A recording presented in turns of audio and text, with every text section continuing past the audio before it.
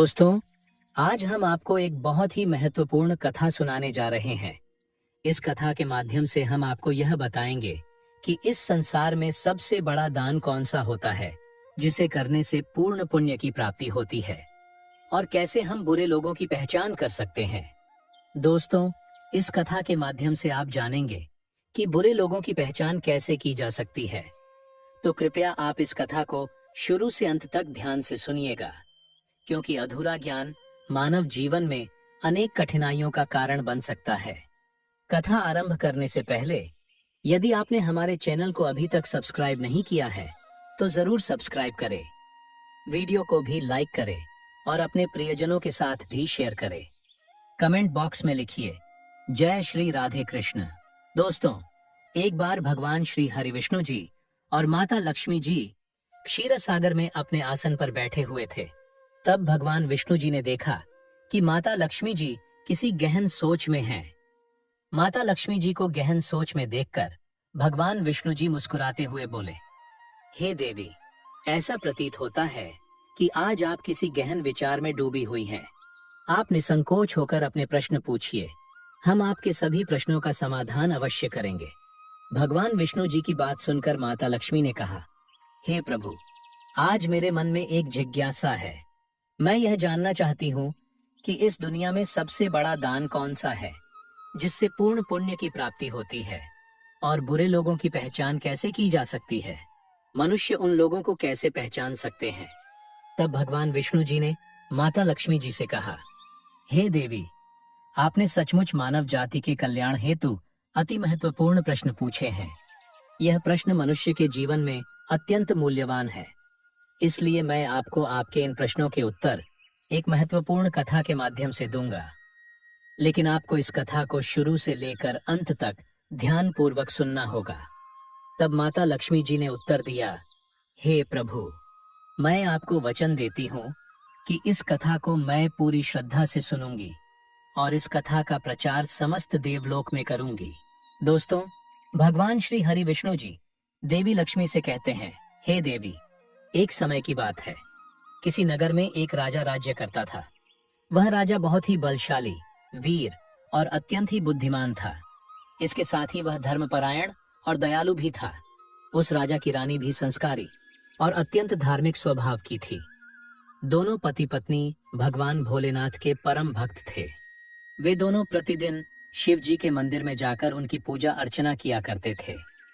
यह उनका प्रतिदिन का नियम था। वह राजा अपने राज्य को धर्मपूर्वक चला रहा था। उसके राज्य में कोई भी व्यक्ति दुखी नहीं रहता था, बल्कि सारी प्रजा सुख और वैभव से संपन्न रहती थी। इसलिए पूरे नगर में हर तरफ खुशियां ही खुशियां बिखरी रहती थीं। वहां के जानवर भी एक दूसरे को कोई हानि नहीं पहुंचाते थे। यहाँ तक कि एक ही नदी में शेर और बकरी शांतिपूर्वक पानी पीते थे। ऐसे ही दिन बीत रहे थे। राजा की उम्र ढलती जा रही थी और उनके विवाह को भी कई वर्ष बीत चुके थे। लेकिन उस राजा को कोई संतान नहीं थी। हालांकि राजा इस बात को लेकर अधिक चिंता नहीं करते थे। वह निश्चिंत होकर अपनी प्रजा के सुख दुख का ध्यान रखते और प्रजा भी उसे अत्यधिक प्रेम और सम्मान देती थी। एक दिन की बात है, वह राजा हर रोज की तरह अपनी पत्नी के साथ भगवान शिव जी के मंदिर की ओर जा रहे थे। तभी अचानक उसने देखा कि सामने वाले घर में एक स्त्री झाड़ू लगा रही है। राजा और रानी जब उस स्त्री के घर के पास से गुजरे तो वह स्त्री उन्हें देखते ही अपना चेहरा फेरकर तेजी से घर के अंदर चली गई। उस स्त्री का ऐसा व्यवहार देखकर राजा और रानी को बिल्कुल भी अच्छा नहीं लगा। राजा उस समय अपनी रानी के साथ भगवान भोलेनाथ की पूजा करने के लिए मंदिर जा रहा था। इसलिए उसने उस स्त्री से कुछ नहीं कहा और सीधे मंदिर पहुंचकर भगवान शिव जी की पूजा अर्चना की। पूजा के बाद राजा अपनी रानी के साथ वापस महल लौट आया। लेकिन महल पहुंचने के बाद राजा ने अपने एक सैनिक को बुलाया और उसे आदेश दिया कि तुम जाओ और नगर के बाहरी क्षेत्र में रहने वाली उस स्त्री को अपने साथ महल ले आओ। ध्यान रखना, तुम उसे कुछ भी मत बताना कि क्यों बुलाया गया है। बस उसे तुम हमारे पास ले आओ। भगवान विष्णु जी कथा सुनाते हुए आगे कहते हैं, हे देवी, राजा का आदेश पाते ही वह सैनिक तुरंत ही उस महिला के घर पहुंचता है। उस समय महिला का पति भी घर पर नहीं था। फिर वह सैनिक उस स्त्री के घर के दरवाजे को खटखटाने लगता है और कुछ देर बाद वह महिला अपने घर का दरवाजा खोलती है। सामने राजा का सैनिक खड़ा देखकर वह महिला हैरान होती है और पूछती है, क्या हुआ? आप मेरे घर पर क्यों आए हैं? उस महिला की बात सुनकर राजा का वह सैनिक उससे कहता है, चलो मेरे साथ, महाराज ने तुम्हें राजमहल में बुलाया है, उन्हें आपसे कुछ बात पूछनी है। यह सुनकर वह महिला अपने मन में सोचती है, आखिर महाराज का आदेश है, इसे ठुकराया तो नहीं जा सकता, मुझे राज दरबार में जाना ही होगा।